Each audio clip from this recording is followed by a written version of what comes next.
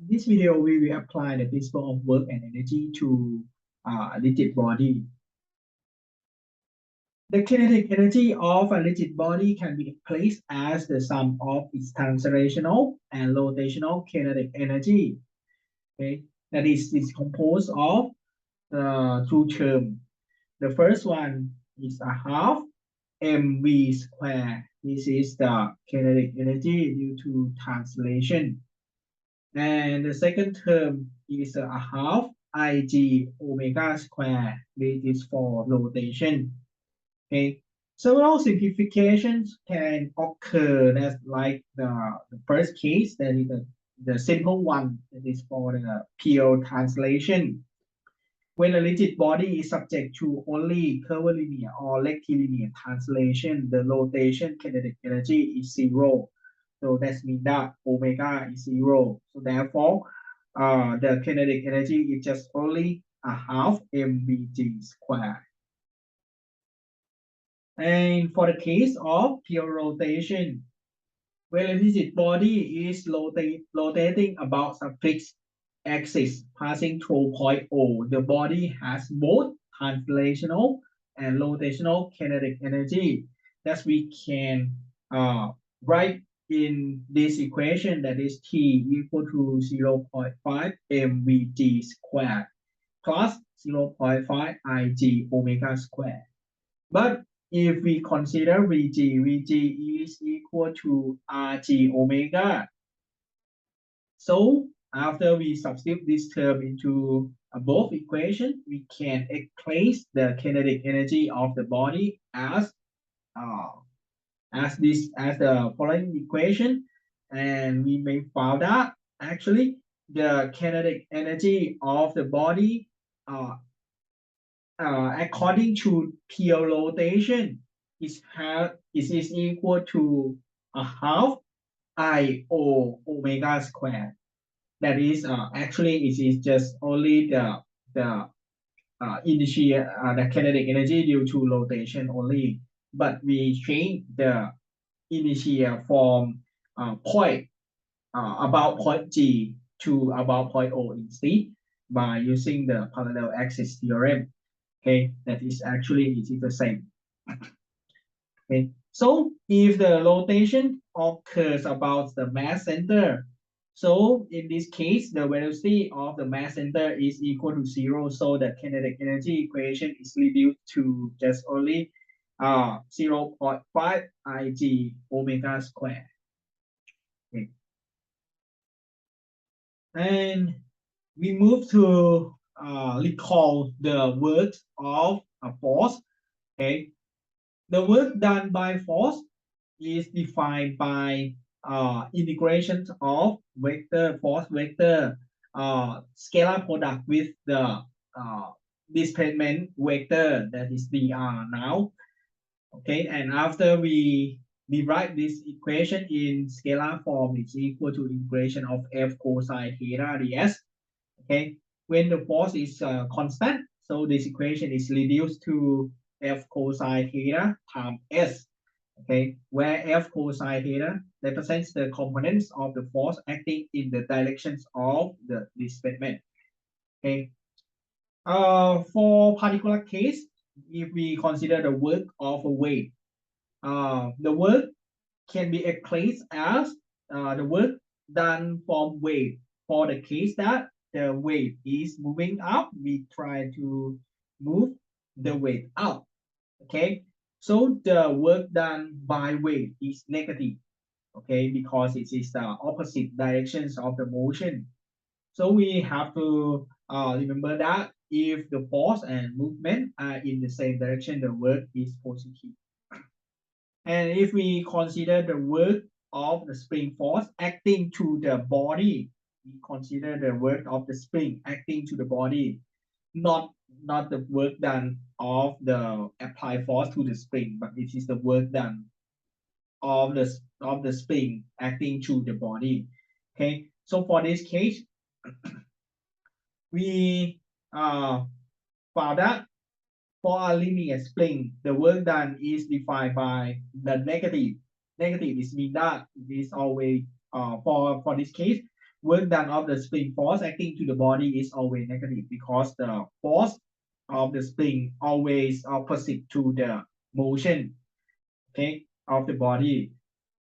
And the work done of the spring is defined by a half k s square, and it is equal to the first for the first position, and second position it is the difference in this term.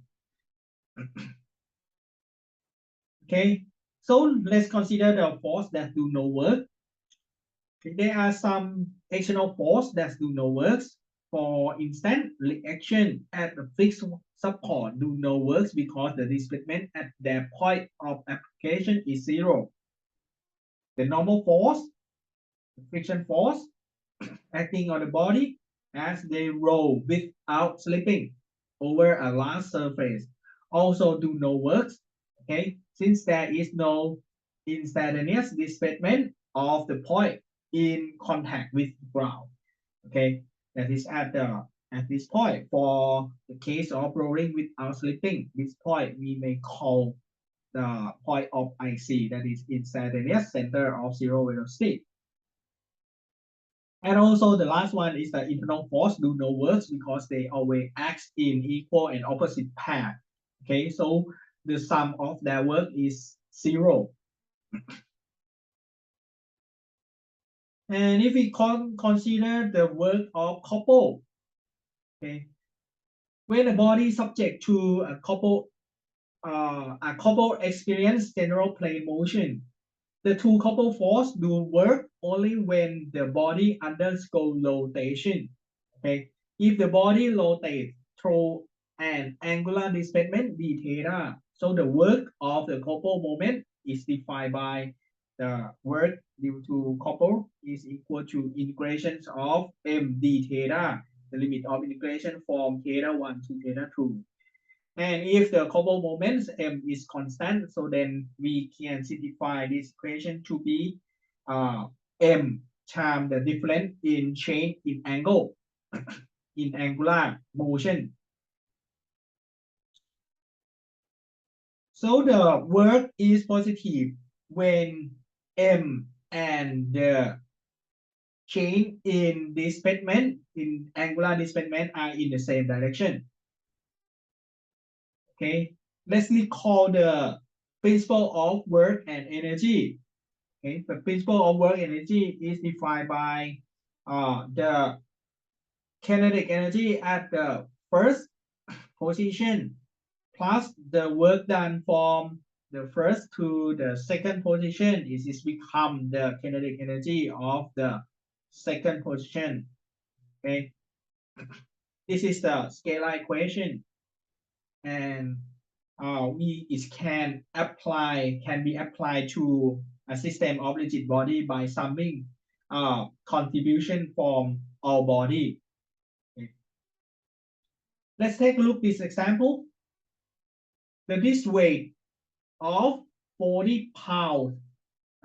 The problem give us the weight, okay, not mass. So we have to change it to be the mass first by divided by gravity constant, that is equal to 32.2 foot per second square.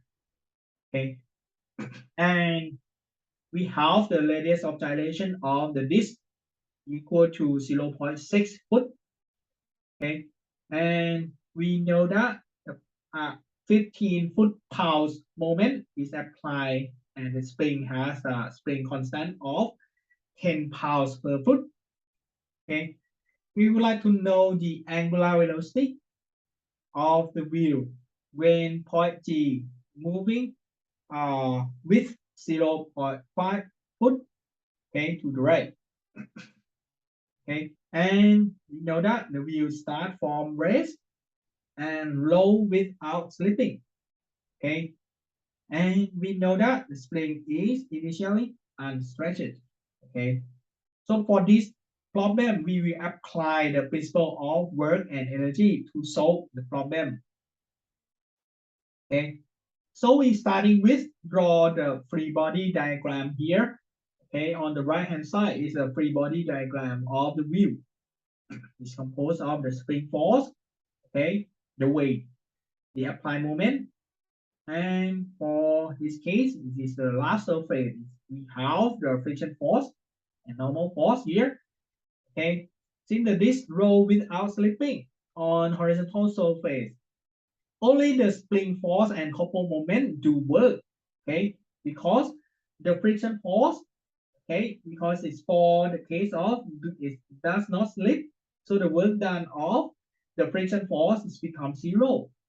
Okay, because at this point, when it's rolling without slipping, the motion here, tend to moving up. Okay, and for this case, it's not the line of action for FB also. So the work done from the friction force is not is equal to zero. We will not consider it. Okay, and for the normal force NB, okay, is because the NB does not move along its line of action, so the wheel is tend to move to the right. Okay, so then it is perpendicular to normal force. It is no works also. Okay, since the spring is attached to the top of the wheel, so it will test twice the amount of displacement of G or 1 foot. Okay, the problem gives us that at point G is moving off 0.5 foot. Okay, so when we set up, because it is rolling without slipping, this point is instantaneous center of zero velocity. So then we can at this point the point G is floating by angle theta. Okay, so this distance it should be SG is equal to theta R D sub IC. For this case, the problem is given us that it is equal to 0.5. Okay, so for point A, this is the same. When we use the similar triangle, we can find out the displacement at point A should be moved 1 foot if point G is moving with 0.5 foot. Okay, so then let's consider the work done for this system now. Okay, we have the work done from first position to second position is composed of the work done from spring, that is always negative, and S2, that is the stretch length, after at the second position, that is now we know that it is equal to 1. Okay, the deformed length of the spring, now we know that it is equal to 1 because it starts at the first position. The spring according to this, the problem is show that the spring is initially unstretched at the first position. So S2 is become 1. Okay, S1 is become 0 because it starts from the unstretched length. Okay, and for theta 2, theta 2 is what? Theta 2 is determined from the given displacement at point G, that is equal to 0.5, and we know RG, the radius of the wheel is equal to 0.8. So then we can determine for theta here by using this relationship. Okay, and also this is start from race, and at the initial position theta 1 it should be 0.